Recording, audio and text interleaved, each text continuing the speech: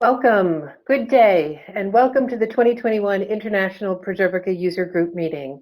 My name is Lori Ashley, and I'm glad to serve as your host for this year's event. On behalf of my Preservica colleagues across the business, I'd like to thank each and every one of you for joining us today from wherever it is you call home. In just a minute, our Chief Executive Officer, Mike Quinn, will share his welcoming thoughts with you. We look forward to sharing plans for the future of our active digital preservation technology and listening to your insights, lessons learned, and the hopes and dreams for your archives. Let's make some noise today, so please tweet and use social channels with the hashtag PreservicaUG21.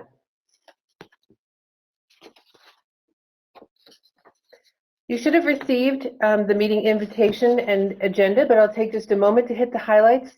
In this first hour, you'll hear presentations from Preservica's product and technology leadership on meeting user expectations for our products and innovations in active digital preservation. We welcome your questions at any time, so please post them in the questions section on your go-to toolbar as we move through the program. We will get to as many questions as we can, and we will capture all the submitted comments and questions and prepare a response to distribute in the near future. Finally, as you might be aware, everyone is muted, so please allow a few seconds for us to find your name and unmute you if we are able to answer your question in real time. Imagine that behind the scenes, my colleague and user group organizer, David Portman, is running virtually across a giant lecture hall to hand you a microphone. So just give us a moment to get to you. You will be interested to know that this year's cohort includes more than 600 users and friends of Preservica who are joining today, representing over 40 countries and over 440 institutions. A fantastic turnout and a testament to the strength and vitality of the global preservation community. And now it is my pleasure to introduce Preservica's Chief Executive Officer, Mike Quinn, to officially kick off Preservica's User Group 2021. Welcome. Thanks so much, Laurie, and welcome to all of you. If you're a regular attendee at this user group, welcome back, and if you're a new user, welcome for the first time. I hope today is inspiring for you, that there'll be an opportunity for you to learn, collaborate, and share. It's a shame we can't be there in person with you today, but we've all got used to doing these things online. I'm really excited by the program that we have today for you for three reasons. First of all, this is officially our biggest ever gathering for the Preservica User Group. In fact, in 2020, the Preservica community grew by over 400%. We now have over 1,200 users on Preservica, and many of you are here today, so thanks for joining us. Secondly, we have some great content lined up for you. As Laurie ran through, we have a really exciting program. You're going to hear about next generation digital preservation, giving more power, more automation, and more connectivity to what you do. You're also going to hear about some fantastic new innovations, so you can do more with Preservica simply and seamlessly, and the team will share that with you later on.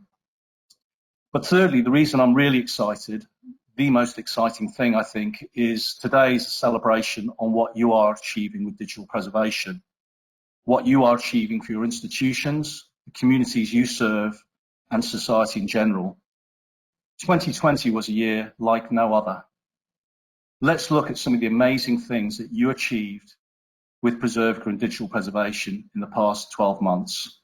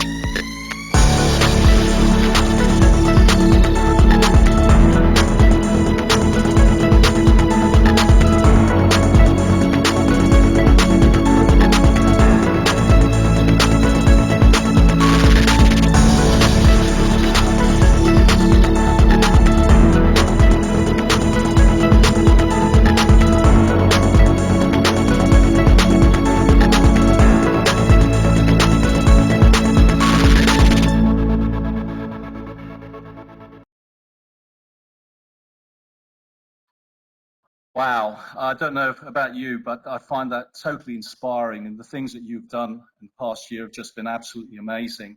You know, we could have run this showcase for hours and not run out of great case studies of the value that you're delivering for your institutions. Thank you for being so inspiring. It's easy for us at Preservica because we're inspired by what you are achieving for your stakeholders. So thank you for that. 2020 was notable for a couple of things. Apart from those case studies, I think there's kind of a couple of things that stand out for me. One is that you showed that digital preservation is not just about the past. In fact, 2020 was notable for being a moment in history, and you were actually capturing and preserving the present. So digital preservation became about capturing the present, which I think is huge, actually. And as digital archivists, you really stepped up to the job in hand and provided value to your stakeholders. The other thing that's quite notable is that all of you, all of us, were working remotely, very often with very little support from our institutions in terms of technology. So it really demonstrates what you can achieve by having the right tools to be productive and valuable. So I think you're going to hear a lot more about these case studies from Laurie later on, and I know that many of you will be intrigued by many of the things that many of the examples there. And thank you for the users who stepped up and allowed us to show that as a showcase. So I'm going to hand back to Laurie now to take over from here. Thank you very much. Over to you, Laurie. Thank you, Mike. What a year indeed. In just a moment, I'll turn over the program to Peter Anderton, Preservica's Vice President of Project Management, to kick off a trio of informative sessions. As you listen, please post, cross-post, share, chat, and connect online. At the top of the hour, we are going to break into industry focus groups. So 2 Preservica staff members will facilitate the breakout, and they'll be joined by the customers that you see here from each of the sectors, who are going to share their digital preservation journeys and some highlights of 2020. We will capture the group's priorities and share the feedback with the cohort when it reconvenes after the closing session. Over to you, Peter. Thanks, Laurie. So the 3 amigos that are presenting today, myself, President of Product Management, I'm going to be presenting the roadmap. John is going to be presenting the innovation work, and I've lost the shared screen, would you believe? There we go. Thank you. And Phil is going to be talking about the technology improvements and enhancements we're going to be making in the product, in the platform. So as Mike says, the 20s, 1920, 1921, the roaring 20s, I don't know what we're going to be calling 2020, 2021, but I know they've made changes. Lots of history happening around us. And the biggest change for me was working at home. Suddenly we're at our kitchen tables in an organized fashion, such as in the picture here, or turning into a hobbit in the attic of your home, such as what I seem to be doing without my haircut. I want to be talking about what we're doing going forward with the product, and our vision for those who are eagle-eyed has changed ever so slightly. For those of you who aren't eagle-eyed, I've underlined it. We used to say active digital preservation is business as usual. With the advent of the new starter edition, we're changing this vision slightly to be accessible to all. So digital preservation is accessible to all. And we envisage a world where digital preservation and digital content, the memory of institutions, organizations, and countries, can be harnessed, enriched, and protected for the future for our social, economic, and political lives going forward.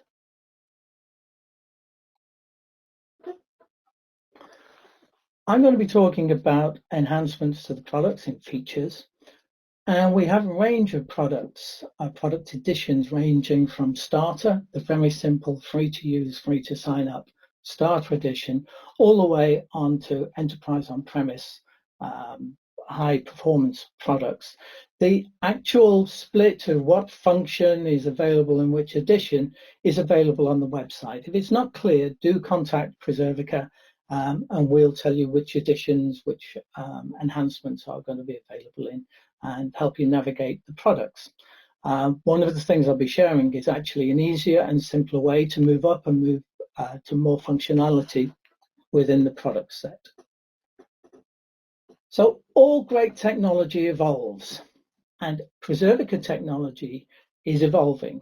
We have a single platform. We have a single core that each of our systems shares. So whether you're on Enterprise on-premise or whether you're on the Starter Edition, the Starter platform, the core, the storage management, the digital preservation, the active digital preservation, the security, the flexible content and metadata management is all the same.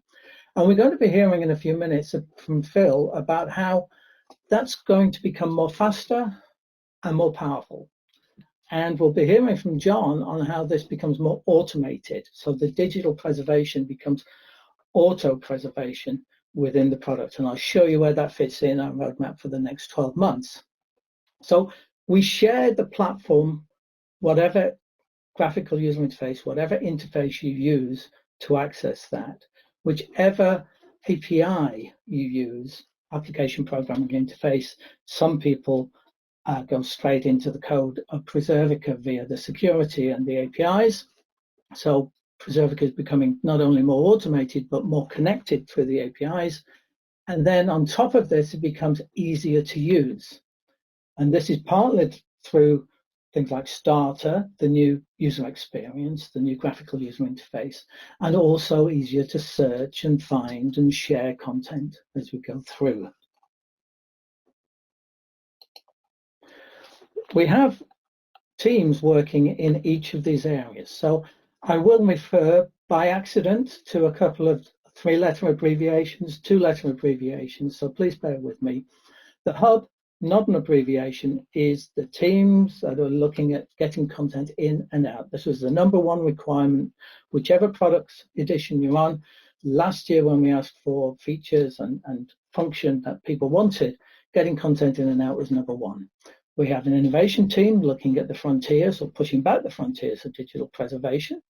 We have the digital preservation for the migration pathways, the renderers and so on. And we have a focused user experience team, UX as I call it. And then we have teams looking after the core, the platform.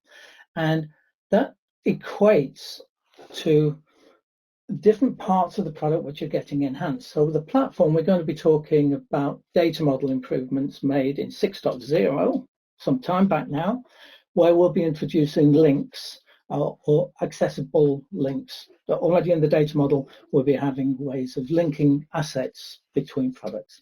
At the heart of what we do is digital preservation. You'll be hearing a lot more about new renderers and so on as the year progresses. I won't go into all that detail today. I'll just talk about some of them.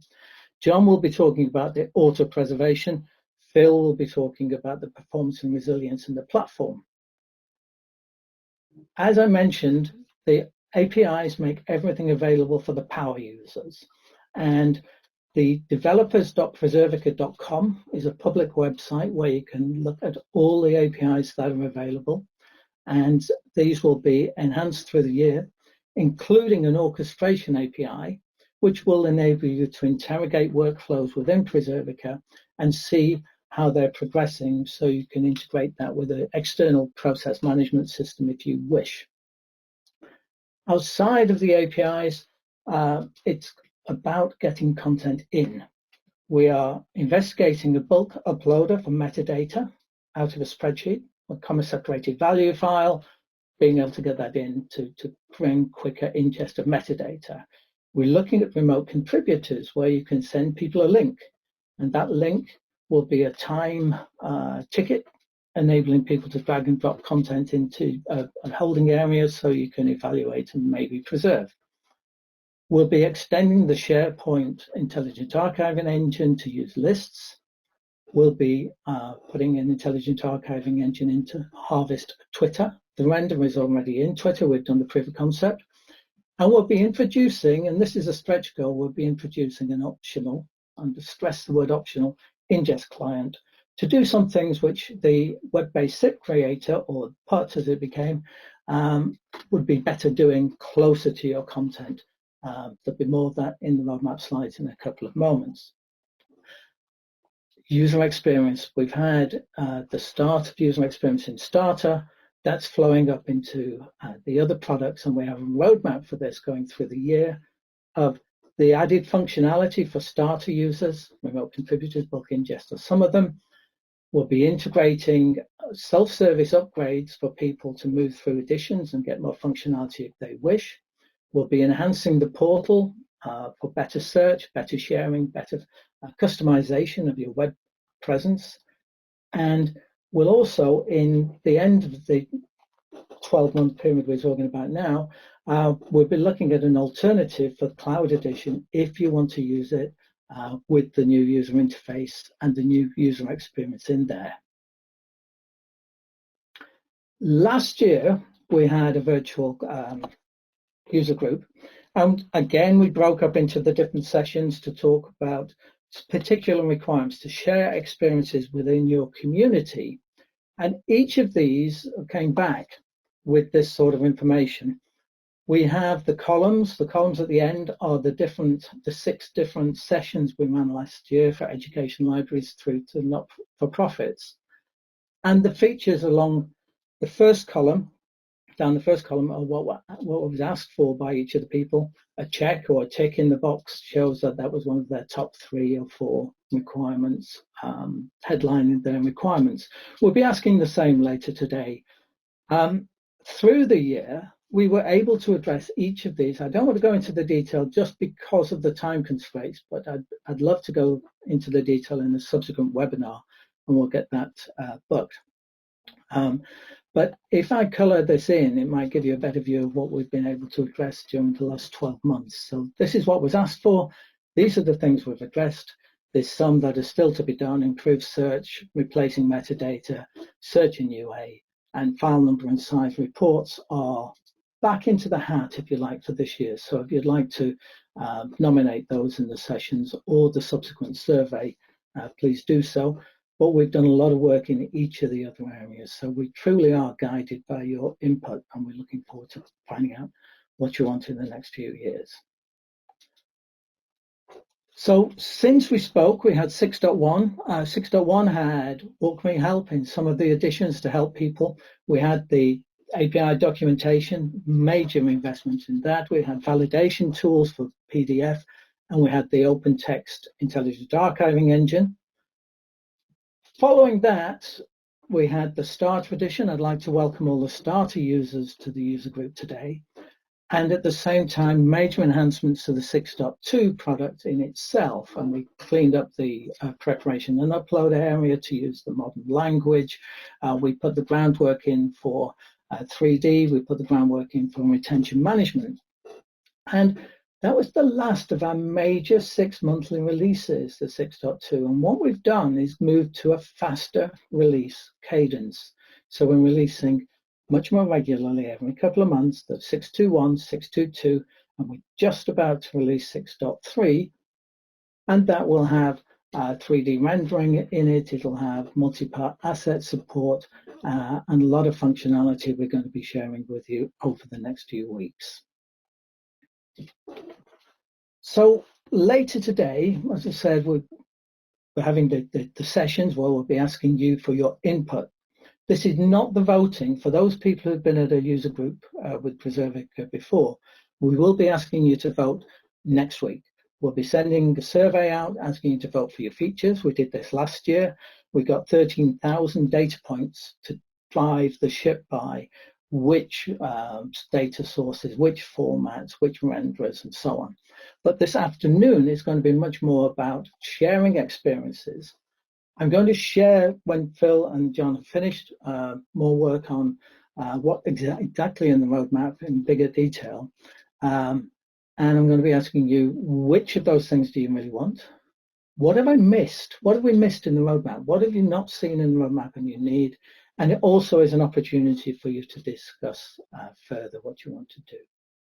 So we'll go over that again before the breakouts. But for now, let me just go very quickly through the quarters, every 3 months. So the first thing we'll be doing, Starter Plus, enhancements to Starter, as I've said, looking at the optional client, and Twitter harvesting should be done by June. Now, everything is subject to change. Don't have to say that after a COVID year. Things can change quickly because you need us to move quickly. So we'll keep you informed and we'll follow your lead. The automatic upgrades, the new look and feel for the upload tools. So we'll be taking the new user experience across. We'll be moving on auto preservation, allowing you to register, edit the registry, which tools are used in the Power, which policies.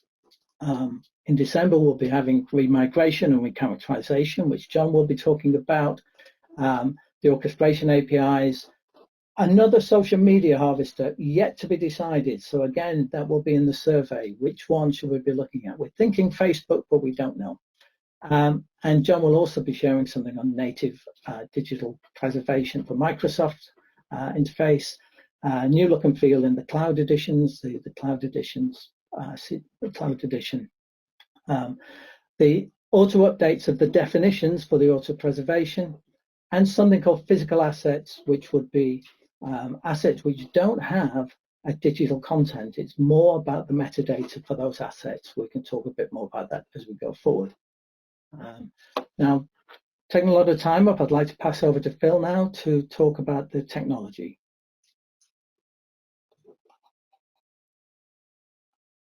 Turn on my camera and unmute myself. There we are. As Peter said, I'm Phil Beckman. I'm the Chief Technology Officer for Preservica. I wanted to talk a little bit today, fairly briefly actually, about what we're doing with our core platform. Peter talked quite a bit about how we're trying to become more flexible. I refer to it as responsive.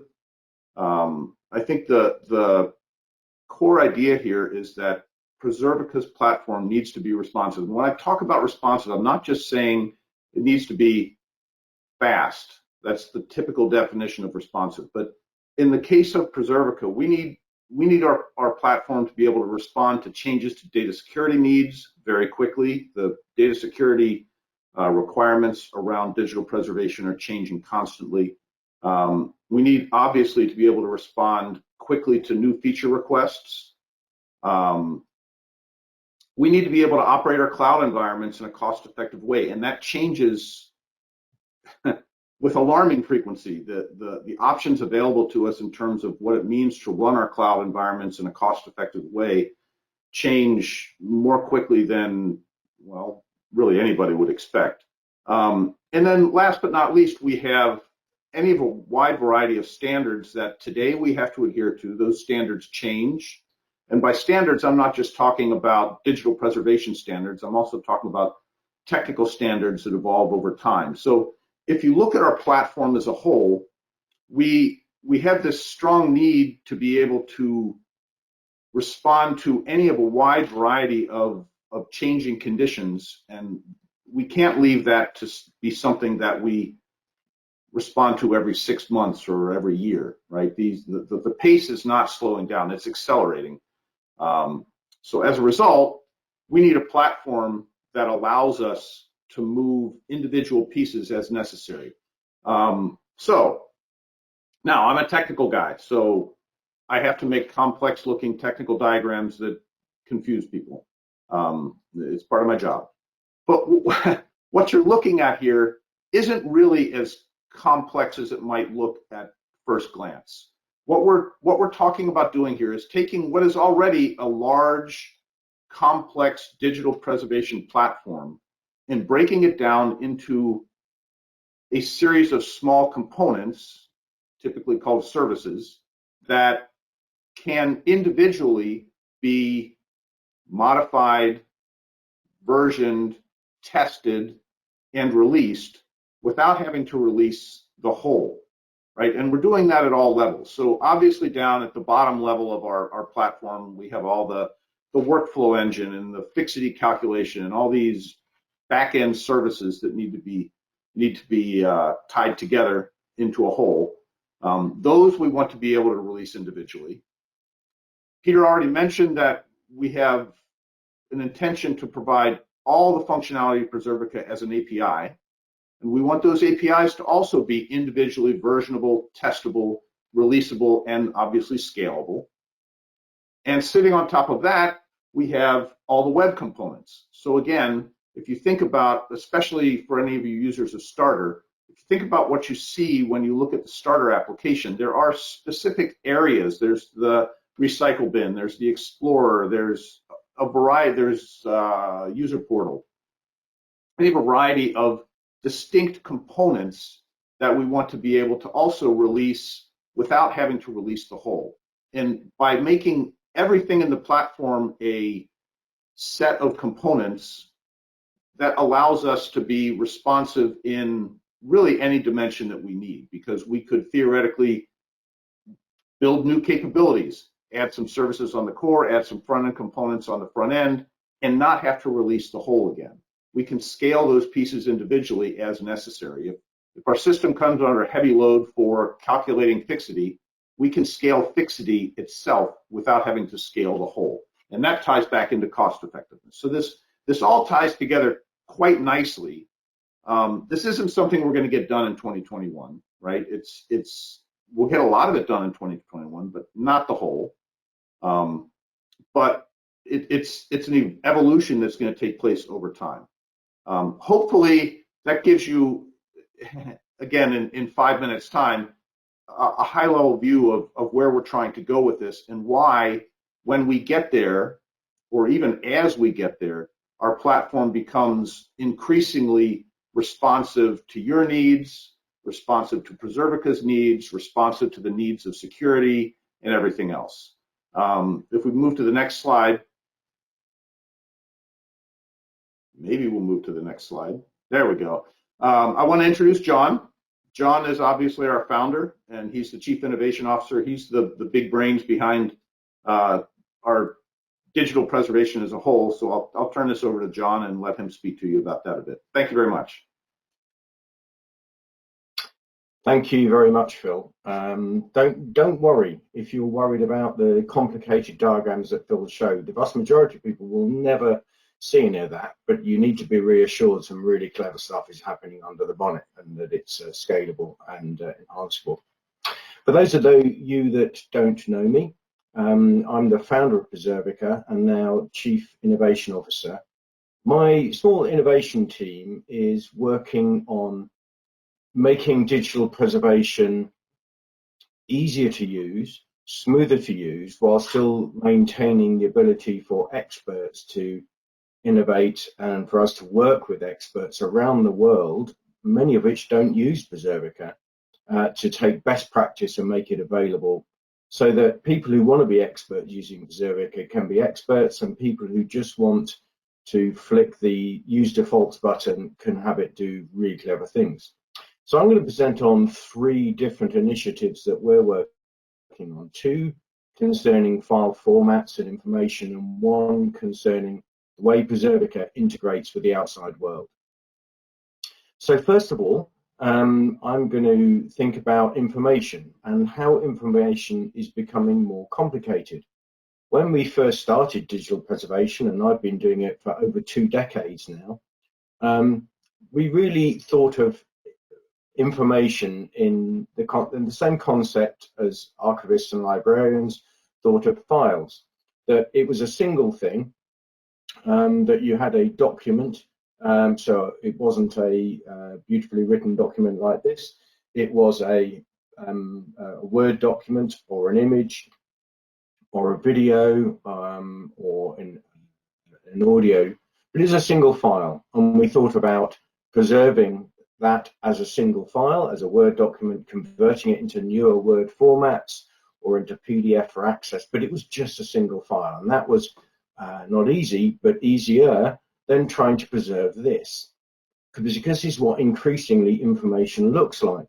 Is it isn't a single file, it's multiple files that link together in clever and exotic ways. And the trouble is, you need to interact with all of those files as one, but you don't want to know anything about the horrible, complicated stuff that's going under the bonnet. So my team is trying to find new and clever ways of treating that information as a single thing that you interact with the complicated stuff done by our technology under the bonnet. And here are some examples that have either been released previously or are coming out in version 6.3 in a few weeks' time. A tweet isn't a single file. You get the information about the tweet, like its text and who sent it and when it was sent and where it was sent, in a data file in a format known as JSON. But you also get images or videos, and they have to be treated as a single thing. Take the images away, it's not the same thing. Ditto a scanned book. A scanned book is made up of many pages. Take some of the pages away, it's not the same thing. So you have to treat it and interact with it and view it as a single thing, even though it's made up of many files. An obvious example is an email, which we've handled for many years. And in this instance, an email yes, there's the email, but the attachments need to be preserved independently of the email body and header. And so we treat that as a multi-part object in which we look after the attachments, make sure they're available, but still linked intrinsically to the email. One thing we sent out fairly recently was video files with captions. And again, complicated, lots of files linked together. Take away some of the captions and it's not the same. You've lost something. And lastly, 3D objects. So here we have some geometry, some materials, some textures, all linked together so that you can interact with it, spin it around, zoom in and out, and that's coming out in the version 6.3 fairly shortly. All of these are examples of objects that are made up of multiple files that we treat of as a single object, and we make that easier for you. So we're going to be adding lots of these over the year. We'd love to know your priorities, be it database extractions, be it GIS, more 3D models, etc., because this is going to be very interesting in terms of how we take digital preservation forward. The next area we're looking at is making it easy to maintain your content in the latest accessible formats. So this is something that we discussed very briefly 12 months ago, and we've spent some time now thinking about this and putting the foundations into place so that we can make it a lot easier to keep things current in the latest technologies. And the simple fact is, file formats are complicated. My team love them. My team live for a new format coming out and learning about it and seeing what we can do with it. But to be honest, it's time consuming and complicated.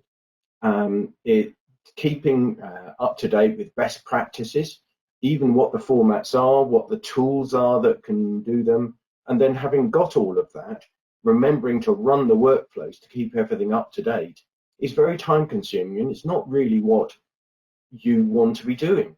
You want the system to be automated. You want to take best practice or define your own special rules and then allow Preservica to do the heavy lifting. And here the focus is very much on you spending your time curating and enriching your archive or your collection or the data set you're responsible for, and us actually making sure it's usable and readable.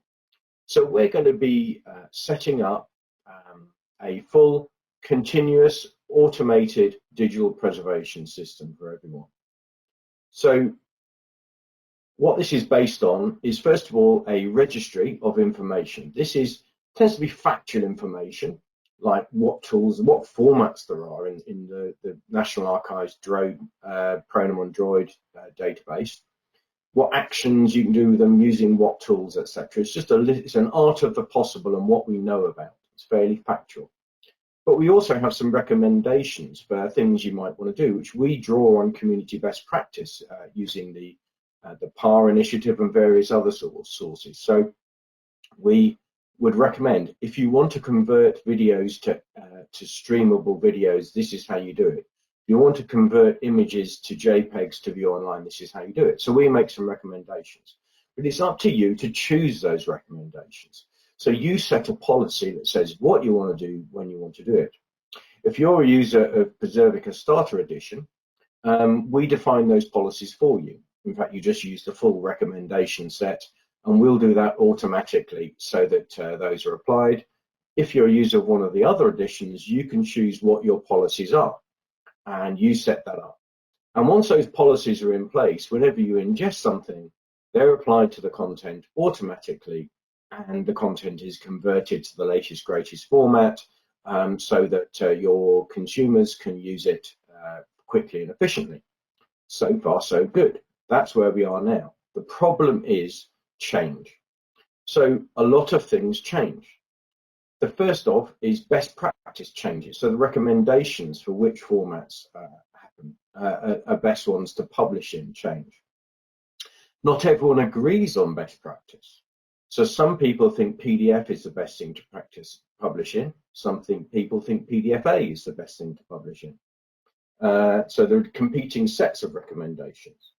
There are new tools all the time. Formats emerge from nowhere. So the National Archives of the UK do a fantastic job in updating the Pronom and Droid data set twice a year usually. It's the cornerstone that we all rely on, and we really appreciate that work. But it means that new formats come along we haven't thought of, and we need to do something with them. So, for example, the HEIF format is a high efficiency image format that no one had really heard of until a couple of years ago. Then suddenly Apple adopted it as the default format for iPhones. And suddenly we've got to do something with it.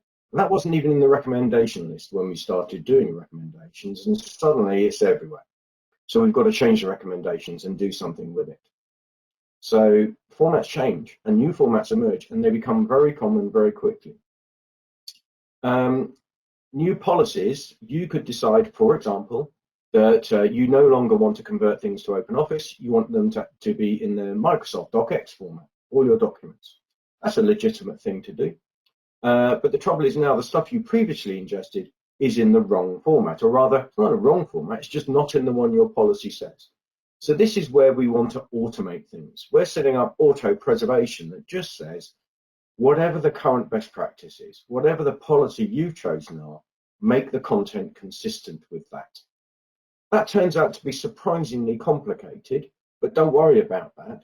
We'll take that complication off your hands. We'll think through all the what ifs, and we had a session this morning with my team on all the what ifs we could think of, and it is a bit of a brain meld sometimes, but you don't need to worry about that. We'll do that thought, and then we'll take the best thing to do.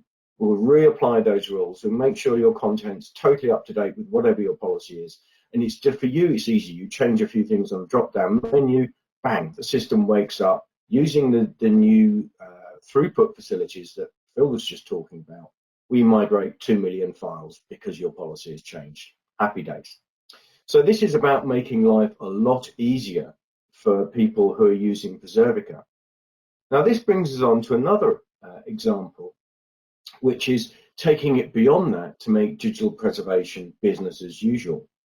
And so the point is, people don't use digital preservation systems. They use day-to-day systems like Microsoft 365, as Office 365 has been recently renamed. And people log into those systems and they want to create, save, retrieve information using software they're familiar with. They don't want to learn two systems.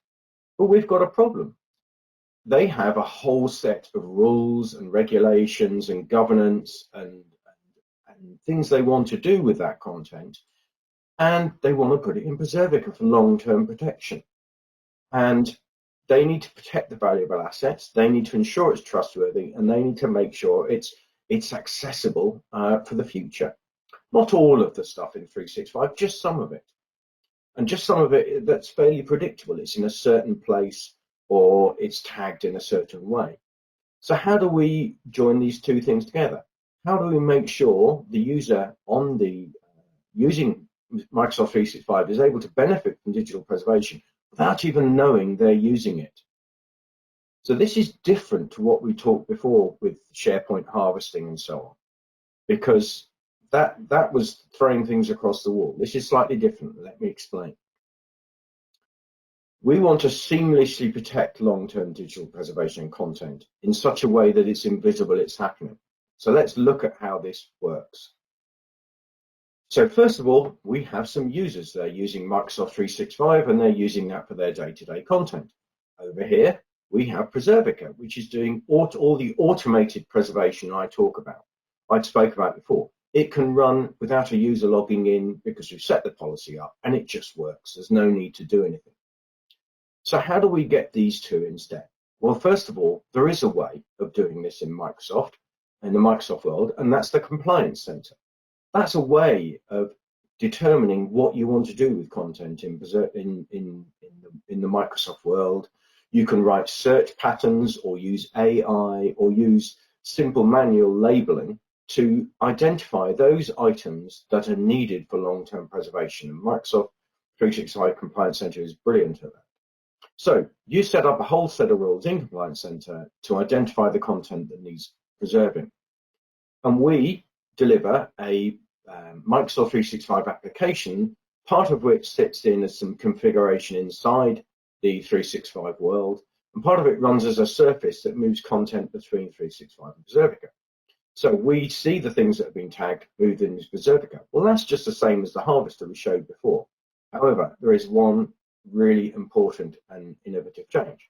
That is that at some date in the future, the user goes back to SharePoint, if they're using SharePoint, for example, or OneDrive or whatever they're using, and they do a search. And they search for the content that was sent across to Preservica, but subsequently deleted from Microsoft. And they find it because all of the Preservica content has been indexed in SharePoint, and they can find it and they can pull it back into Microsoft. So they don't even know that they're getting that content out of Preservica. As far as they're concerned, they found it in 365 and they're using it in 365. So this is a totally different use of Preservica, just as a back-end, backup, long-term preservation system where the users only ever use Microsoft 365. So we'll be working on this. We've got a proof of concept in play at the moment. We'll be turning that into a demonstrator, doing customer pilots, and hopefully launching that as a product within 12 months. And we'd really like to work with some Microsoft users to make sure we do that in the best possible way. So those are some interesting innovations that we hope that excite you about the investment we're making in the state of the art in digital preservation. What I'm sure what you'd really like to know is how it's going to be delivered, when it's going to be delivered, and what the rollout program is. And with that, I'm going to pass back to Peter, who will talk about the rollout program. Thank you. Thanks, John.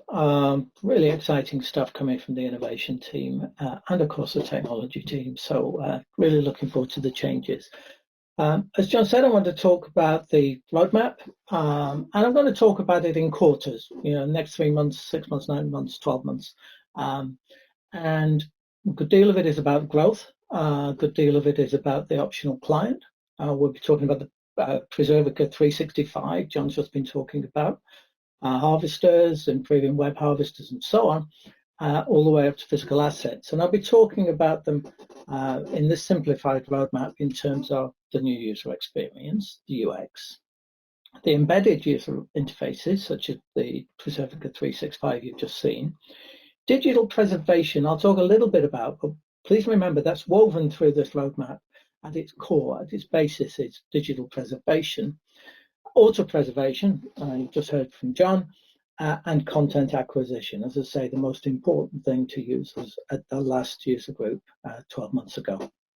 So first off, Starter Plus, the additional features, integration to automatic upgrades, enhanced search and discovery for the Starter Edition, and Cloud Edition having an alternative if you want it, they having the look and feel, the new user interface.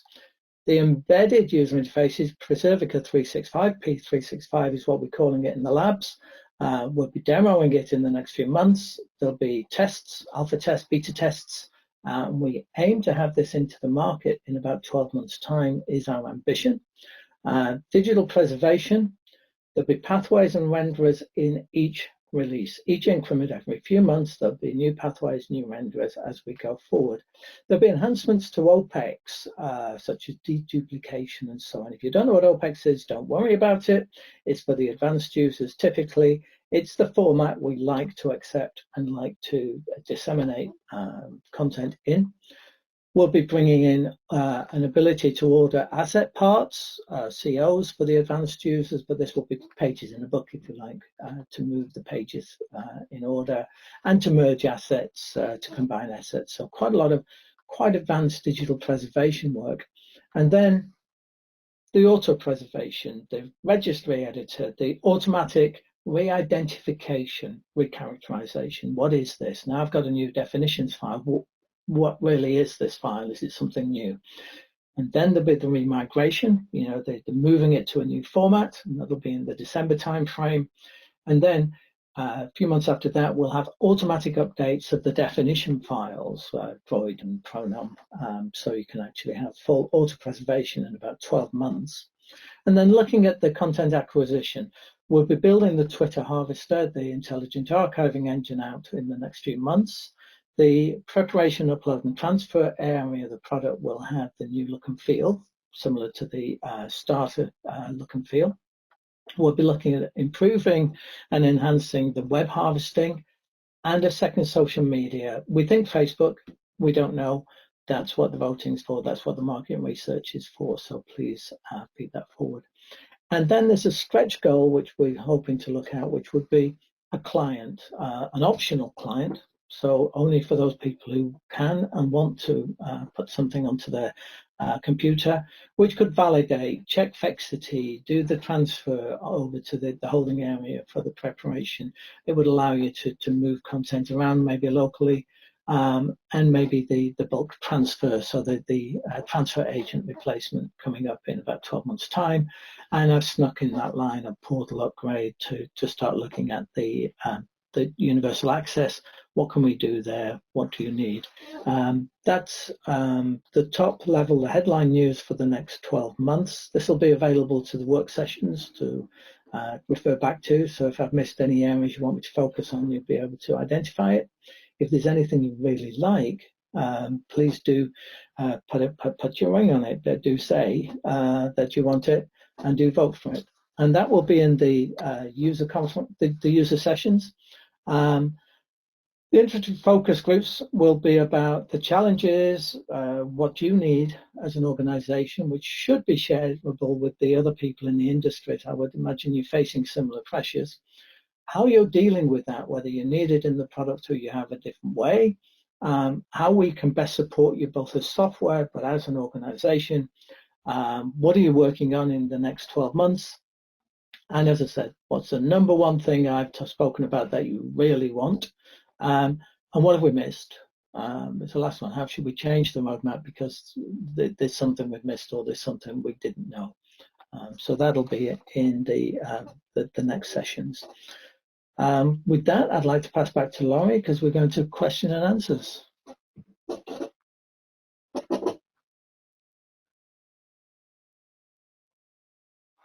There you go.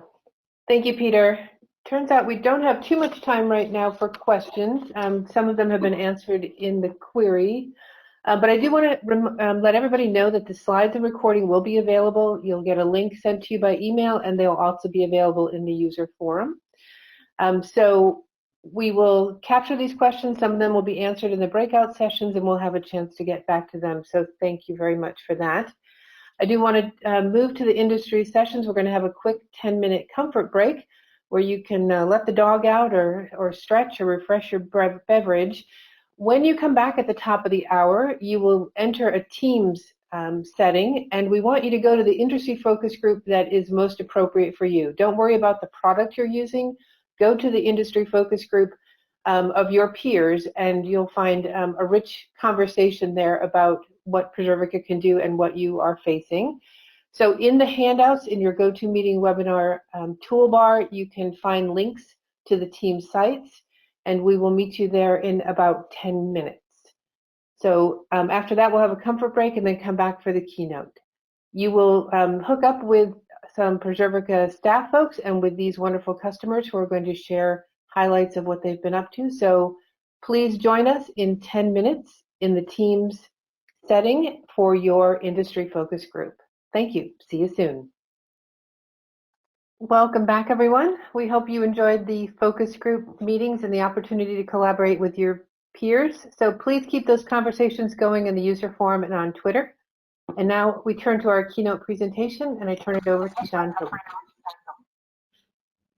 Thank you very much, Laurie. So I'm going to be introducing Vintsurf. So for those of you who don't know about Vint's great work, where have you been?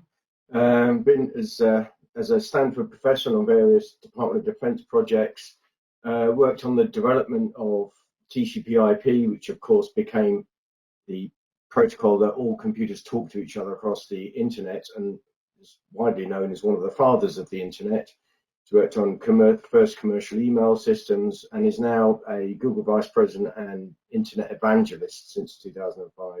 He's had a hatful of awards, including the Presidential Medal of Freedom, which they don't give away, and is one of the smartest people in IT in all senses of that word. In recent years, Vint's been taking a lot of interest in digital obsolescence, which is fabulous. He's been talking about the digital dark age, and is really instrumental at getting much wider recognition of the problem that we're all trying to fix. And he's going to be sharing with us some of his thoughts on digital preservation, some of the issues we face, and some of the solutions that are coming along as well. So over to you, Vint. Thank you very much. Well, thank you very much, John. I'm going to try to share my screen. Let's hope that I can get the technology to do what it's supposed to do. Can you see Digital Vellum Defense Against the Digital Dark Ages? We can indeed, thank you. That's fantastic. Okay, well, I hope everybody recognizes the Harry Potter reference here. I'm a big Harry Potter fan, actually. I think there's, the thing I like the most about it is it got so damn many kids to read, and 400-page books, which is nothing short of astonishing. If I had made a bet on that, I would have lost money. But J.K. Rowling deserves a lot of credit. So I'm going to tell you things you already know, but I hope maybe with an angle that is refreshing.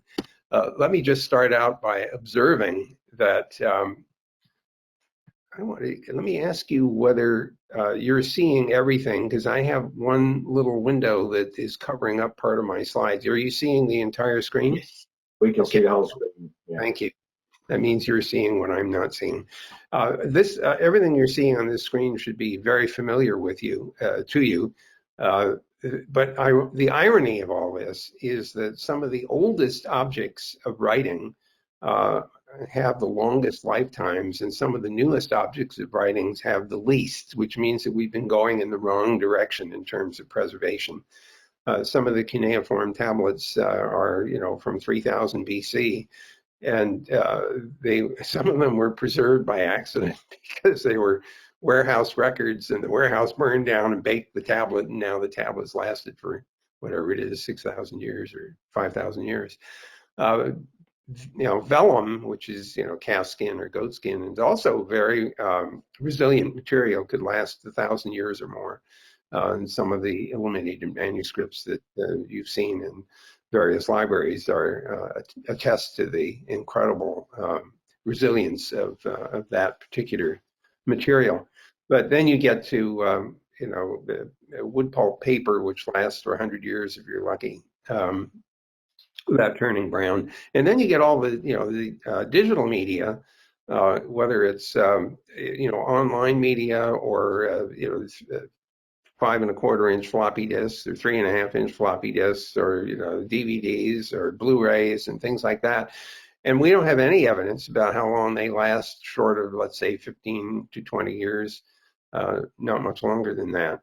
And that's not just the only problem. I mean, even if you have the bits that are there, sometimes the physical connectors or the readers for them don't exist. So we have a serious problem, which every one of you already recognizes. So let's go to the next slide. It gets worse, as all of you know, because a lot of the digital stuff that gets created isn't very useful. It's not static. It's stuff you have to interact with. You need software to correctly interpret it, not just to render it, but to interact with it. So the spreadsheet, being a kind of classic example. So the ability to keep executing software in order to interact with and make use of digital objects, it just puts another challenge into the picture. So the scope of the problems that you and I are facing, I think, is actually pretty significant. It's not just a question of preserving bits. It's not just a question of preserving software, but it's coming up with standards for the representation of digital content. It's having common identifier spaces that are stable so that 100 or 200 years from now, a reference is still resolvable. That's not true for the domain name system, because if you forget to register your or pay your rent on a domain name, it may go away or somebody else may acquire it, in which case the URLs that are associated with it won't resolve to what you intended. Bob Kahn developed something called Digital Object Architecture at the Corporation for National Research Initiatives, which is intended to have permanent identifiers, which don't have the problem of disappearing because you didn't pay the rent. On the other hand, you still need a resolution system, which has to be around in order to do something with the identifier to turn it into a real object that you can retrieve. You need to have, if you're serious about saving stuff for long periods of time, then you need to have a really rigorous ingestion process, because you want all the provenance information, you want all the metadata. You need to document, if it's digital, what's the format, what's the software that developed it. It's a long list of things that I'm sure all of you are well aware of.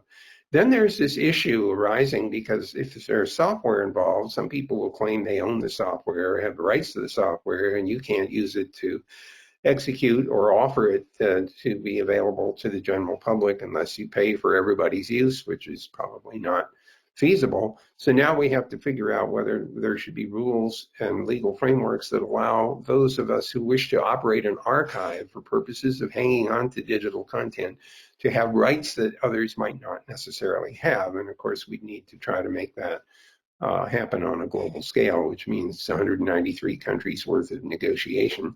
And then there's the question of how does this all get paid for? I mean, if you have to store things someplace in some physical facility, it has to be operated by somebody and it has to be supported. All the costs have to be paid for somehow. And so all of those things sort of have to be dealt with if you're serious about digital preservation. So I'm trying to imagine for a moment that we're some years into the future and we're looking back, asking ourselves, okay, what milestones would we have had to achieve in order to be assured that we have a digital preservation regime that people can rely on? And so I don't know whether it's worth reading through all of these things, but I think the problems that I outlined in the previous slide are reprised here in terms of having solved the problem, having found technical solutions, having found legal solutions, having found business models, having found institutions that we could reasonably assume would last for a few hundred years. And we have examples of them. Libraries, for example, and universities often have, hundreds of years of experience, and so they could be thought of as a reasonable institution for holding on to these things. There are some other long-lived institutions like breweries and winemakers, vineyards, and churches, but I haven't figured out how to connect them to digital preservation, although I will say that, for example, the Catholic Church has archives of material that is perhaps more than 1,000 years old. And so they do have a reputation for preservation of content. I'm less clear on what digital content they attempted to preserve, but they at least are an institution with a 2,000-year history. And then there's this general question of what about the general public? How do they get access to this? One thing I want to emphasize to you is that I'm not arguing that everything digital should be preserved forever. That is not what I am arguing. But what I am arguing is that we should have facilities and regimes available that deal with all these problems and all the milestones here, so that if you did want to preserve something with a reasonable likelihood of lasting for a few hundred years at least, that there would be a way for you to do that, that there would be the technology and the institutions and affordable mechanisms and legal frameworks that would allow you to say, I want to preserve this. Now, some people will tell you that the important stuff will be copied and re-rendered or re-represented and people will do not emulation of old operating systems, but literally conversion of formats and things like that, which is something Preservica has invested in. The thing is that when somebody says, well, the important stuff will be taken care of and the unimportant stuff doesn't matter, a historian will tell you that sometimes we don't know that some digital object was important for, well, some object, let me not say digital object, some object like a book or a letter or something. We don't know that it's important for a couple of hundred years later when we realize that letter is the thing that caused, the following events to happen or facilitated something to happen. So the idea that we already know what's important is baloney, at least for many of the archivists and librarians that I talk to. So once again, we want these capabilities to be readily available for anyone who wishes to exercise them. And we hope, of course, that the important things or those things which we later recognize are important will have been preserved. But at least we have the opportunity to try. I think I just have a couple more slides. So here are the kinds of things that I've been considering as things to do. One of them is to make sure that we preserve open source software, which eventually might be used in order to render or interact with digital objects. Second, we might even argue that for proprietary software, that there be some kind of a source code escrow requirement. So if the holder of that software, the owner of the software, goes out of business, that there's some way to recover at least the source code so someone else could support it and maintain it or make use of it in order to do conversions. Now, if you're going to emulate old software, you may need to emulate old hardware. And that means you have to have access to the instruction set. So in fact, we might even argue that companies that design and build computer chips also register the instruction set architecture so that it can be referenced and emulated if necessary. We could imagine building containers in the cloud context, which actually have a hardware emulation built into them and then could ingest, for example, an old operating system and an old application so that an old object can be presented or interacted with.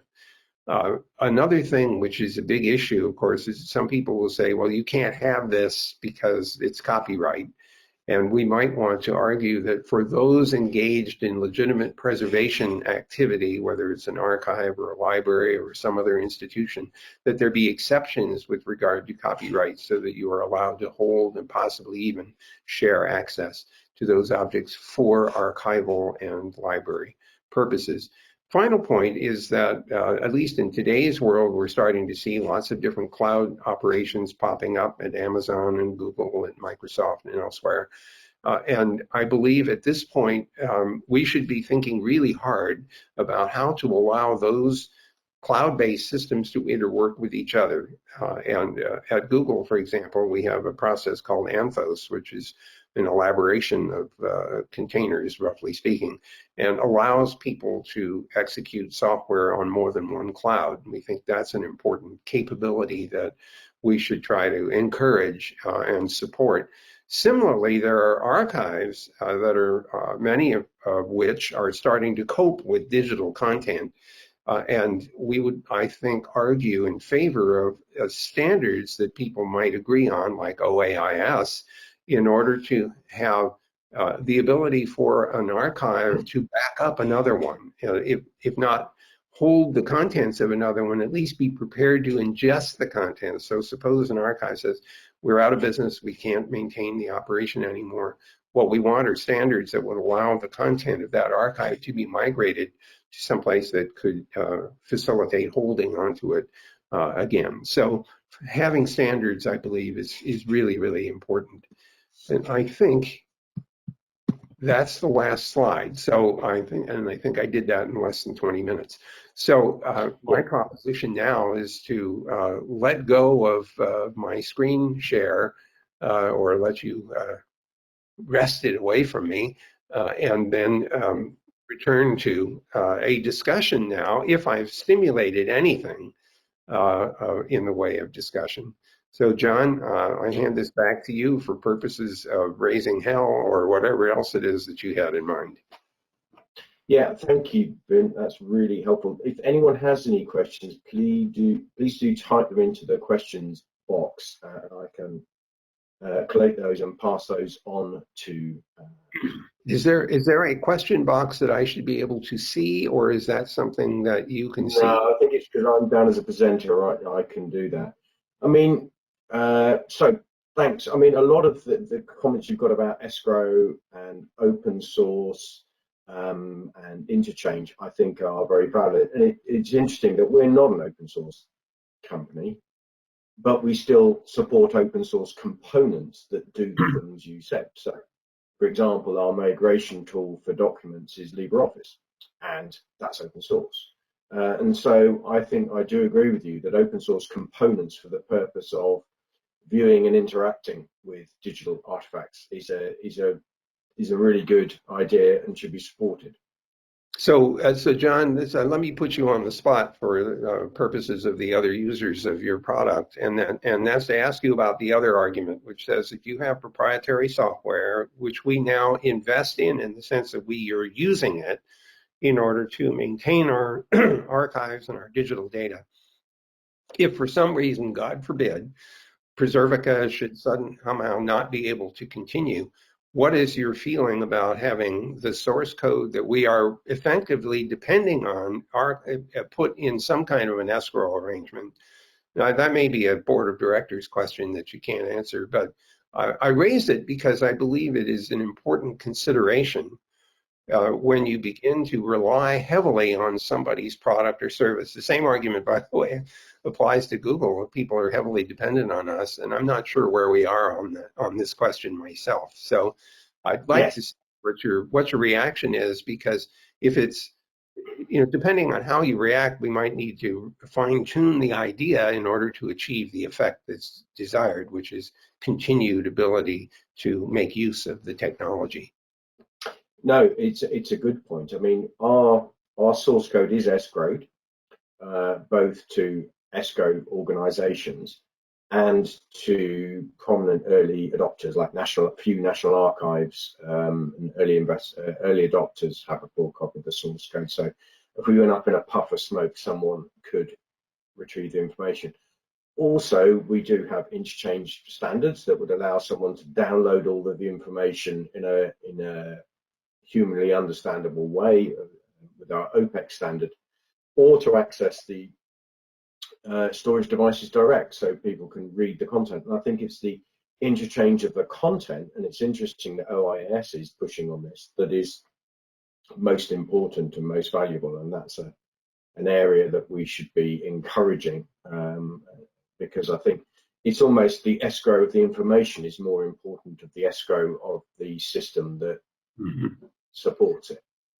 So, there is a related notion here that I didn't bring up, but let me bring it up now, and that has to do with fidelity and integrity. I don't mean this in the ethical sense, but in the technical sense. It may turn out that it is difficult to maintain 100% fidelity of a digital object. I mean, over time, let's imagine, for example, that the object produces images, and it's the software that's important because it's the software that produces the images. But suppose, for example, we're incapable of running the software anymore for whatever reason.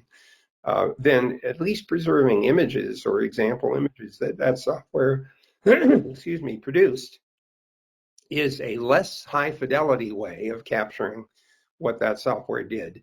And so the notion of grades of fidelity might turn out to be an important concept in this whole archiving space, where you might be willing to give up some fidelity in exchange for possibly cost-effective storage. I mean, it's like degrading the resolution of an image to reduce the cost of storing it for long periods of time might be a trade-off that Yes.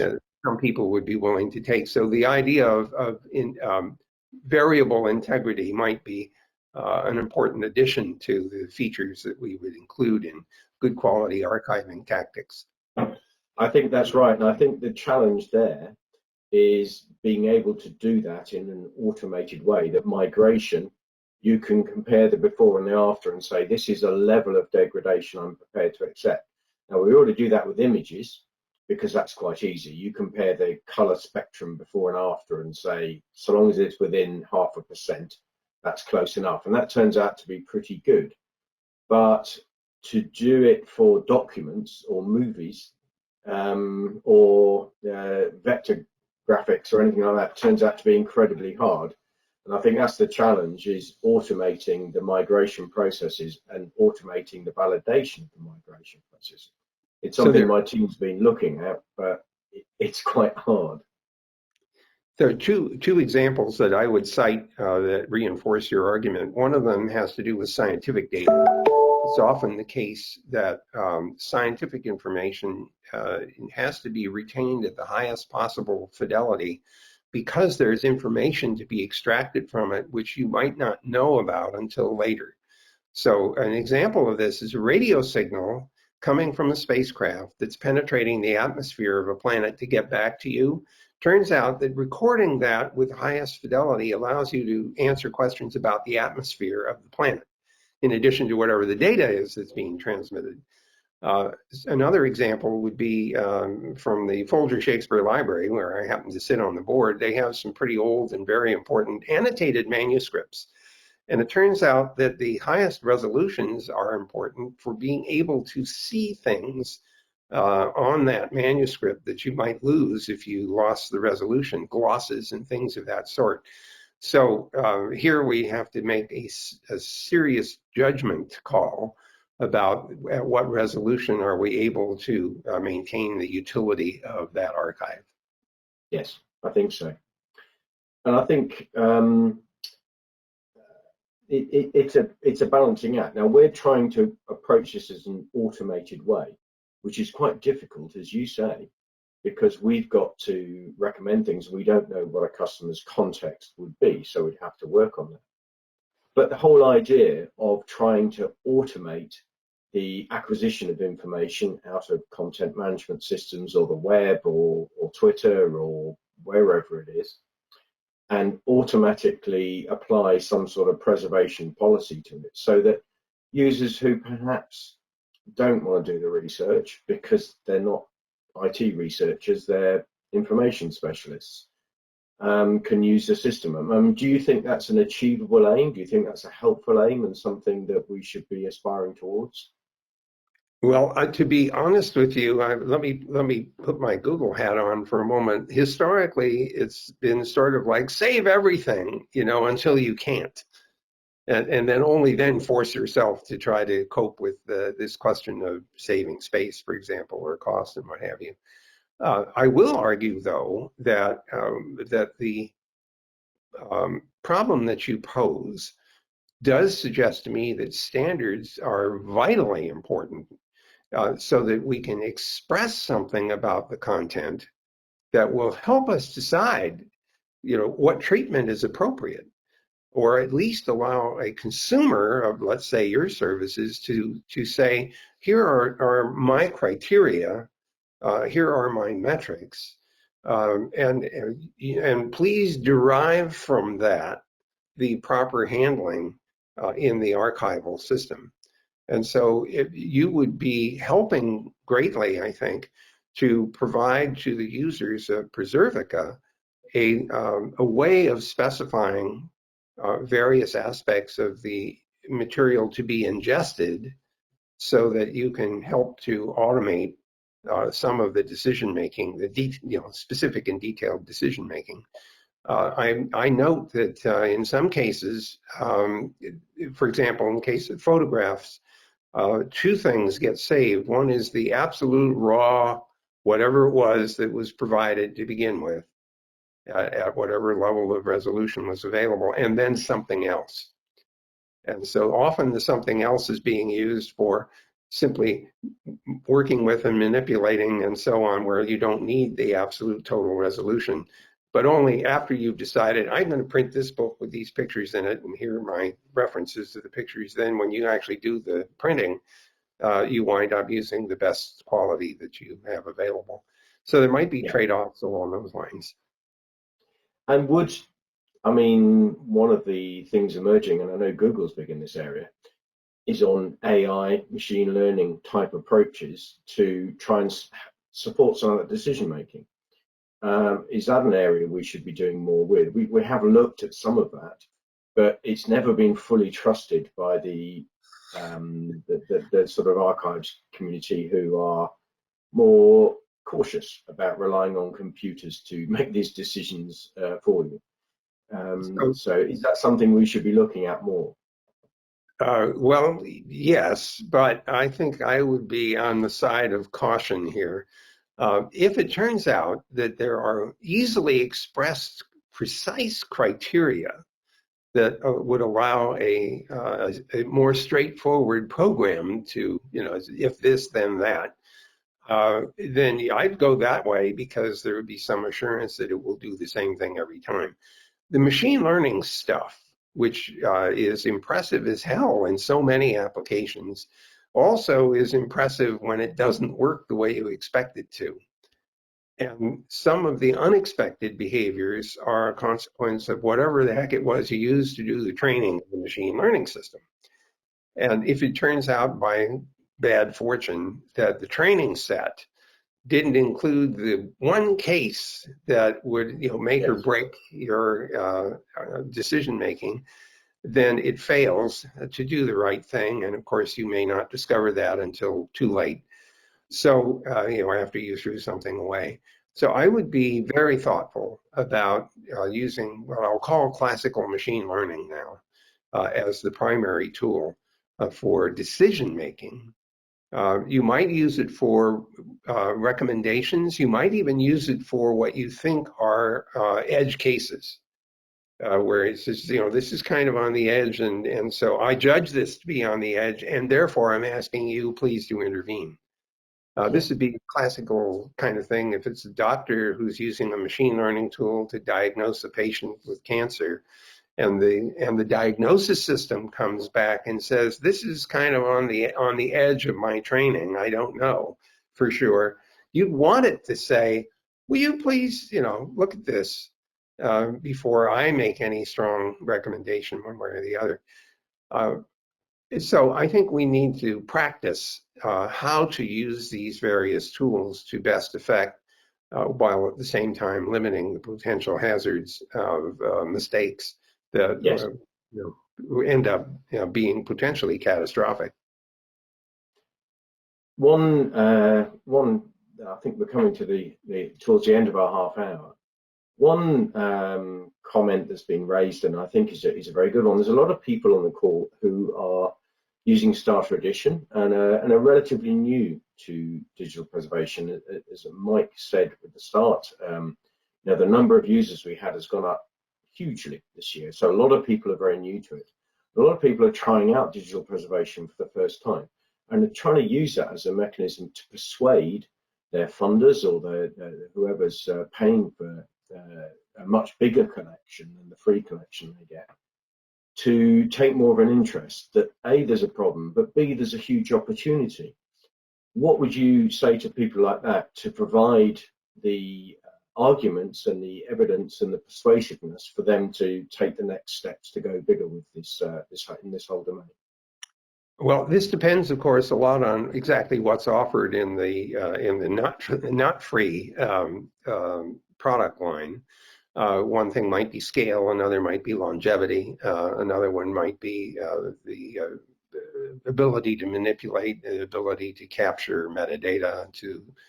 So I'm not an expert on the details of all the various product lines that Preservica offers, so I can't use that knowledge to opine, because I don't have that knowledge.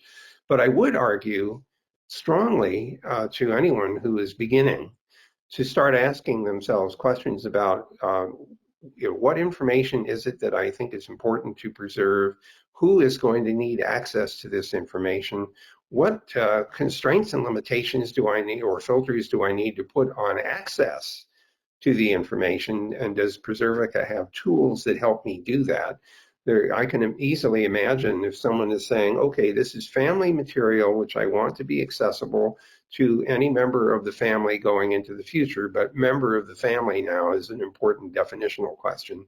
How does that get determined 100 years from now, for example?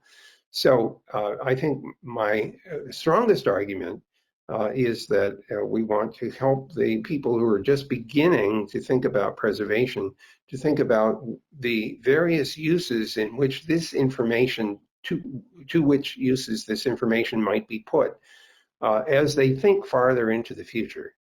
How will it be important? Now, an example of this would be, let's say, real estate transaction records.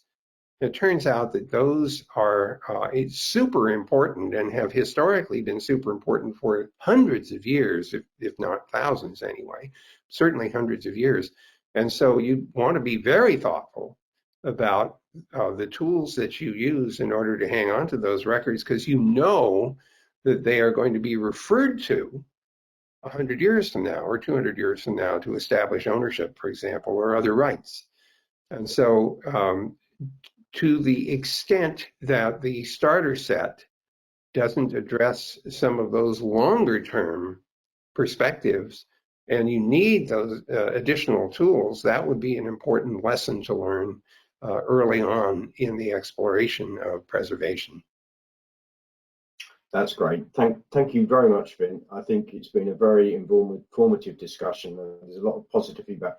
I could carry on asking questions all day, but we've finished our time slot, so I really appreciate your time today. And I know everyone's very happy with your comments, and people are saying, can I have a recording? I've got to show my IT department.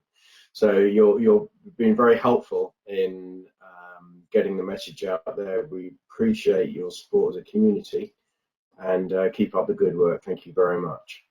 Well, thanks so much, John. Of course, I look forward to new products and services from Preservica and new insights into how this problem can be solved. So thanks for giving me a platform to chat. I'll see you on the net. Yes, you're welcome, Vin. Thank you very much. Bye-bye for now.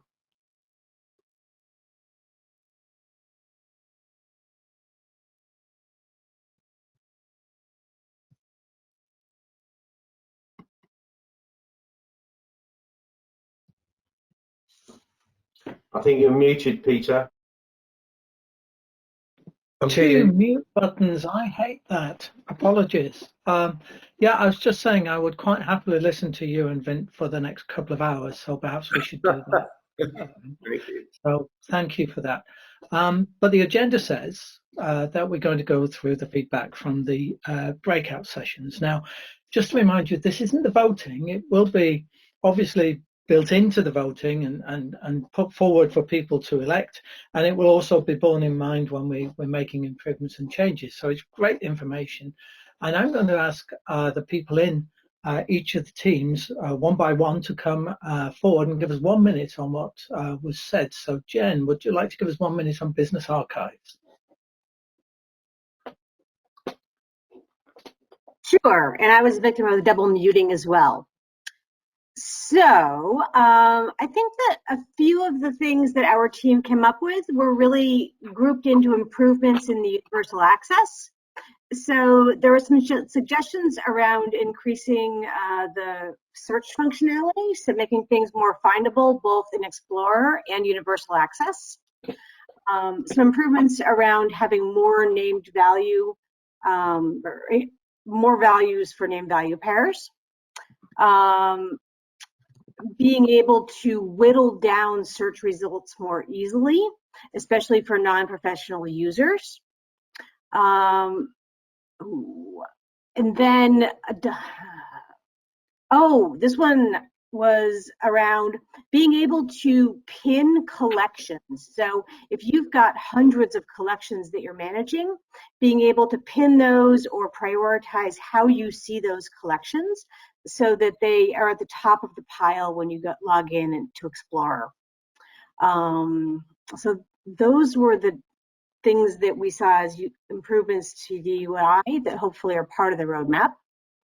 And then the things that weren't really part of the roadmap, but were really important to the business archives folks, were the ability to have more granular security based on departments or other groups, as well as at the individual document level. And this is because corporations have very complex and sometimes fluid security requirements, as well as copyright restrictions on these files. And then there's a lot of discussion around documentation. So folks really want to see better and more comprehensive documentation around things like ingest options. They want to see more user-focused documentation rather than technical documentation. So understanding how they can leverage the capabilities, not just how they can set things up, and understanding how the capabilities will help them solve problems. And some of the suggestions were around some additional screenshots and more short videos to help see how problems can be solved. Super, thanks, Jen. And next up, Education Libraries with Sherry. Thank you, Peter. And I want to thank everybody who made a contribution in our focus group. It was really great. The key point that was on the roadmap that got the most votes for our group was the ability to ingest materials metadata directly from Excel or CSV, specifically the metadata field name and corresponding metadata items. It needs to go straight into Preservica without needing any manual corrections, because it will save a lot of time and help populate the metadata in collections more quickly. The one that's not on the roadmap that got the most votes was greater granularity in universal access for access at an item level, because there's a need to give access to users for particular items rather than just the entire collection.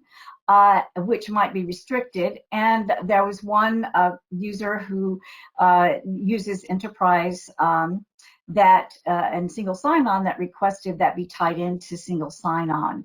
The reason was that there are situations where authenticated access to specific materials are required that have donor agreements or copyright restrictions, such as a reading room or a certain group of users. And then just in general, the third one was the ability to bulk link objects to archive space catalog, because at the moment it's a very manual process and it would save a huge amount of time. And I'll also mention that in addition to these, a runner-up was documentation as well. There were a lot of votes for more improved documentation, just like the group that Jen was speaking about. So, okay, thank you, Sherry. Good feedback on that. So the security, the single sign-on, documentation appearing as a pattern, catalog synchronization improvements, and UI improvements. Thank you. Thank you. So next we've got Wendy from the Not-for-Profit. Hello, can you hear me? Yep. Yep. Good, I've got my buttons sorted out. So I think I've got them sorted into what's on the roadmap and what's not, but we'll leave that discussion for another time. So the first thing that came out in our group very strongly resonated from what you'd presented before, Peter, was this issue that a lot of people have their metadata in a spreadsheet. We need it one by one against folder or file, and very often trying to get it out of there and then spread it into separate documents. So something to take metadata in a spreadsheet format and ingest it with content. And we're not underestimating that that also means there's quite a lot of content. There's a we're talking the not-for-profit group, and these people have sponsors and they have external contributors. So ways of getting things into the system that's easy, whether it's using what was the upload wizard still exists, you know, not giving them something that gives them more choices than they need to make. So the idea of remote contribution. SharePoint, the whole thing that John showed about being able to extract things from SharePoint, the things we've shown in the past about SharePoint, and also now Teams, getting that content out. There's so much stuff in there. And then as well as looking at Twitter and yes, Facebook, also YouTube came up in those discussions. And it's all about, got so much stuff I want to get into Preservica. And then for the things that maybe didn't appear on the roadmap but were very clearly important for this group, rendering websites and capturing it. Websites are really complicated, you get JavaScript, etc., but we want to be able to see it. And then also things about adjusting universal access, and it's not all of it, and we've got some more information for you, but it's things like being able to adjust the breadcrumbs. It's all about things, wanting things to look good, so that when people see and access stuff, you know, it looks like what it ought to look like. When we bother to capture it, we can now see it properly, that sort of thing. So that's the not-for-profit group, and thank them very much for their contribution. Brilliant. Thank you ever so much, everybody. Gareth, public sector. Hi, yes. North America. Thank you, yes. Excellent session, very well attended and some fantastic contributions. So we actually had a nice long list and some of the highlights really to get through in a couple of seconds is social media harvesting. Making sure that we're getting those multi-part assets from like Twitter, etc. Microsoft 365. Obviously, lots of likes the fact that that's on the roadmap, and that'll be coming at a number of our customers quite soon. There's some area of hot focus and interest. Other areas, although we had some great feedback on the use of OPEX, but improving the ability to actually sort of govern and curate that and configure that was one. Improving the UA and some control mechanisms around that, so improving search, download controls, and general look and feel came up as well. And another area along the same lines as social media harvesting, but where there's particularly in the public sector, governance of elected officials, communications, those kinds of things, large PST files, some limitations at the moment that we need to overcome, and there's quite a big ask for those. But in and around those kind of top headlines, we had some really interesting other feedback and suggestions as well. So all in all, very, very interesting. Hopefully that's okay. Superb, thank you, Gareth. And next will be Tracy. And I'd just like to point out, for those people counting, the list of 3 has gone from 3 to 4 to 6 to 15 in subsequent presentations. So I'm certainly going to have my work cut out. So over to you, Tracy. Thanks, Peter. To help with that, my group were really interactive and it was great feedback, and they're happy to be part of any focus groups that you'd like them to be, Peter, as well, to hone in on some of these items. But the top one is the same as a couple of others here, UA enhancements. When you've got multiple collections, the facets and filters don't quite work properly. Search not always 100%, and there's some discussion needed around the Dutch privacy regulations and better ways to sort of hide things or show things that you can and can't see. The next items in the next group was the put tool. Cassandra and a few of the others in the UK would like it to be more intuitive, and rather than in one file, to be able to drag and drop bulk files around in the put tool. And I know you're looking at this, and so these are some specific items. Handling large amounts of small files in the SIP. We discussed the OPEX resolves this for some of them, but for other users, the SIP needs to be addressed.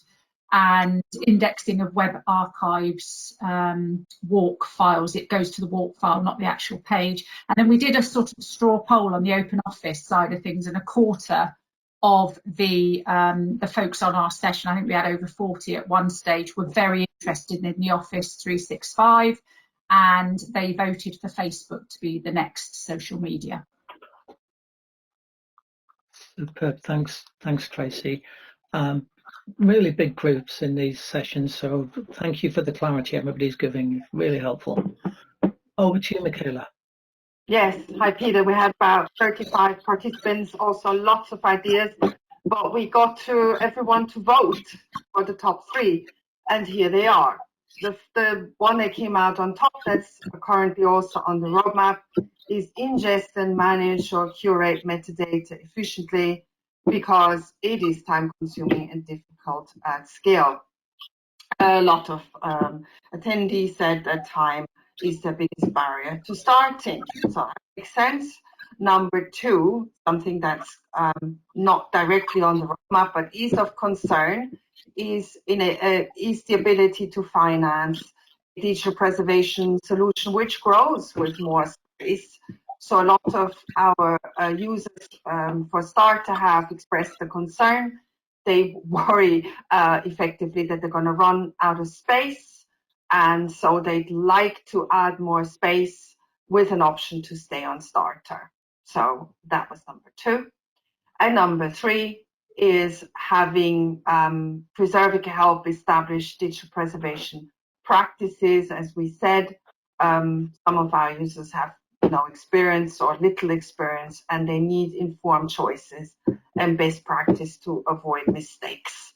And I believe that Preservica can help them with this. So these are our top 3. Thanks, everyone. Thanks, Michaela. Really useful. Now, the number 1 is the number 1 on your list was CSV, input, bulk ingest, bulk management, bulk adding, which has popped up in 3 other lists, and that is on the roadmap. We'll be doing that. And the 2 others, what's interesting about those is about community in many ways. And so, you know, if we've got hundreds of people on this webinar, maybe we can be using the collective knowledge of the network to share information on funding sources, longevity of funding, and obviously the PAR will help with the validation and migration, but similarly the community can help advise that as well. So thank you. Exactly. Yep. Thank you. So this was the one I was in, and I know the list went to about 12, so the voting did get it down to 3. So I'll pass over to Steve to go through them. Thank you very much. Just to give everybody some context, so this group was almost completely enterprise on-premise customers, so users who had Preservica installed within their organization. A majority of users also are on version 5 of Preservica, I suppose version 6, which most of our cloud users are on.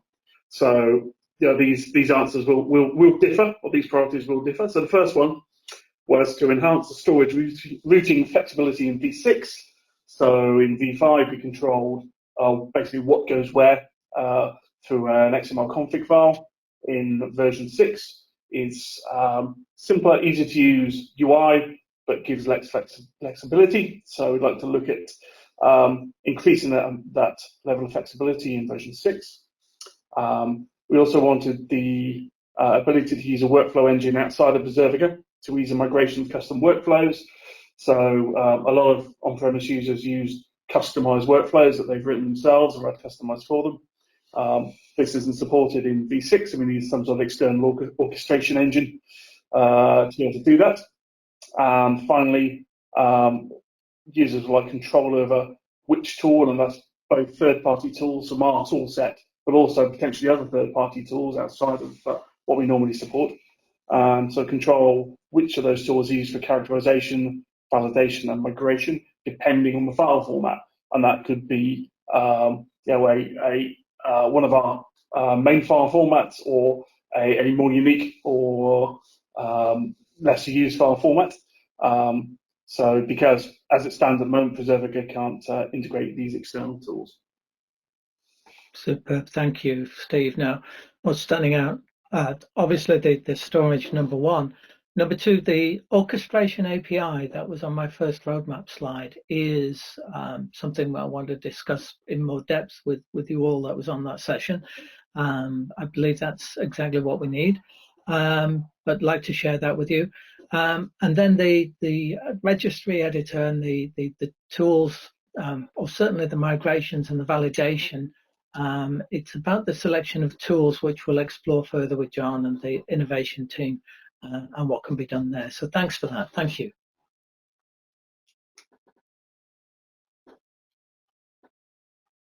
So, as we said at the beginning, this was an opportunity more to share experiences, get to know other people, other voices on the calls in the communities, and a start of building the communities in the different industries.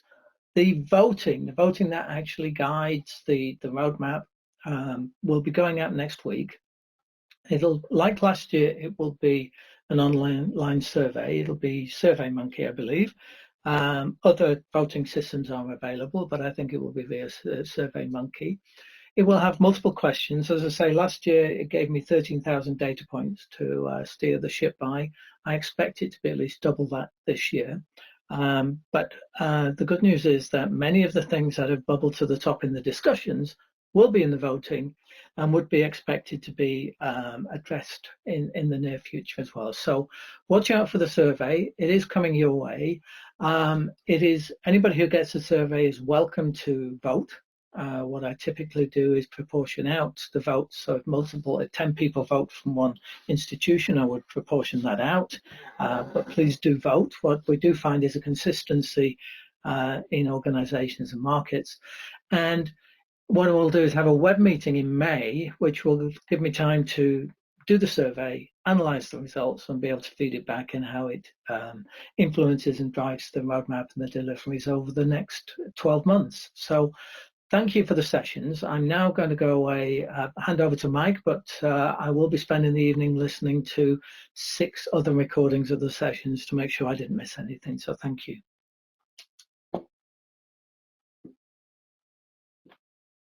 Thank you so much, Peter, and welcome back, everyone. So first of all, let me just offer some thanks, first of all, to our keynote speaker, Vint Cerf. It was great to get Vint on board, and it gave us some great perspectives. Thank you, Vint, for joining us. Also wanted to thank all our speakers in the focus groups as well, Vicky, Emily, Vera, Mandana, Sana, Bryony, Kate, Esther, and Rebecca. It's very generous of you to spend some time talking about your use cases, and I know it's been a great learning experience for everyone. I want to thank all my Preservica colleagues for hosting the focus groups, and especially Laurie, Peter, John, and Phil for running some of the main sessions. And then most of all, I'd like to thank David Portman, who's been in the background together with another one of our colleagues, Jason Peel, organising this event. So thank you very much for all of that. Hopefully it's been a great event for all of you. As I mentioned at the beginning, this is an opportunity to learn, collaborate, and share. And you may have noticed this, but I was diving in and out of most of the focus group sessions, so I didn't stay long in any particular one because I tried to get across into all the particular sessions. But the ones and I will watch the recordings for all of them actually. But thank you very much for participating in them. From what I saw and heard, there was really great collaboration, and thank you all for really sharing and being prepared to open up with your requirements. It really does help us if you are vocal and clear about what is important to you. So thank you for that, and hopefully there's some great learning experience. Hopefully you've also made some good contacts as well with other users in the community here that can help you on your journey. So as we look forward to 2021, I don't have a crystal ball, as does nobody else, I think, in terms of what will happen to the world and the economy. I hope that things will be better for us all now as we're stepping back from what has been, a terrible year for us in 2020 with the pandemic. One thing is clear, is that whatever happens, we won't be going back to the old normal. There'll be a new normal now. Everyone's talking about this new phrase, the new normal. And insofar as much as it impacts us, I think one thing's for sure, and you heard that from Vint, and you'll hear that from pretty much everyone else, is the world is going more digital. Many of us will continue to work remotely in some way, if not full-time, at least part-time. So getting used to working and being comfortable with digital collections and assets and working online is certainly something that's going to be here for all of us. And as digital archivists, that really opens up the opportunity for you. It makes your role much more important. As we saw from the showcase and case studies that you've seen today, I really think that this is a time when you all can demonstrate and are demonstrating your value to your stakeholders. So thank you for that. Our commitment to you is to continue to innovate and to continue to deliver great capability. You've heard that from Peter, John, Phil, and others today. We are investing very heavily in making digital preservation business as usual, and there's a lot more that we're very, very excited about. Now, I mentioned at the beginning, do I have a slide transition here, David, at all? No, just for slide, Mike. Okay, all right. So there's a couple of things that I just want to refer to you two folks. One of the things I mentioned at the beginning was that the Preservica community is growing very rapidly. In fact, in the last 3 or 4 months, it's grown by about 400%. We have about 1,200 users now. That's largely as a result of our starter usage. As you heard from Peter, we want to make digital preservation available to all. That's our vision. So please encourage your contacts to get started with digital preservation. There's no longer any excuse now not to get started with digital preservation and to do something with it. So for those of you who haven't seen this, this is the Preservica starter website. You can log on there. You can start for free. There's absolutely no cost involved in getting started with digital preservation now. We want to encourage as many people as possible to start learning about digital preservation and advocating for this. And there are many, many resources on this website that you can point your friends and colleagues to so that they can become familiar with this, and we can begin to together collectively to educate folks in terms of what the value of digital preservation is. And many of you here today and many of you that have spoken today, I know are starter users, so thank you very much for that. So that's one thing I want to promote. The other thing that I want to promote is, and this is a little bit of a blatant advertising, Preservica itself is growing fairly quickly, and we're always on the lookout for great people. We have a very significant investment plan in growing our teams to support you. And in fact, David is just showing here our careers page, but we have a number of vacancies available to join the Preservica team, both in the UK and the US at the moment. If you happen to know good people, if you know good people that are looking for a role in digital preservation from industry, so within the industries in which you work, the sort of people that you would think would be good working within the Preservica family, please feel free to refer them to the roles here. We love working with people who are familiar with digital preservation. We love bringing on people who understand the perspectives that you have about digital archiving and the specific sectors in which you work. So please feel free to recommend folks to us. So with that, I think I'd like to close the session now. Once again, thanks to all of you today. I hope you've had a really good session. Hope you've really enjoyed the interaction. Hope you're inspired, most of all, by what you've heard. I hope you're encouraged by what we've been able to share with you. I wish you all a good end of day. If you're in Europe, if you're in the US, have a good lunch. And we'll look forward to connecting with you again soon. And David, we're going to have a recording of all this. So if folks have not been able to join us for all this, they can view a recording. That's right? That's correct, yep. Okay, good. All right. So with that, thanks everyone and have a great rest of the day.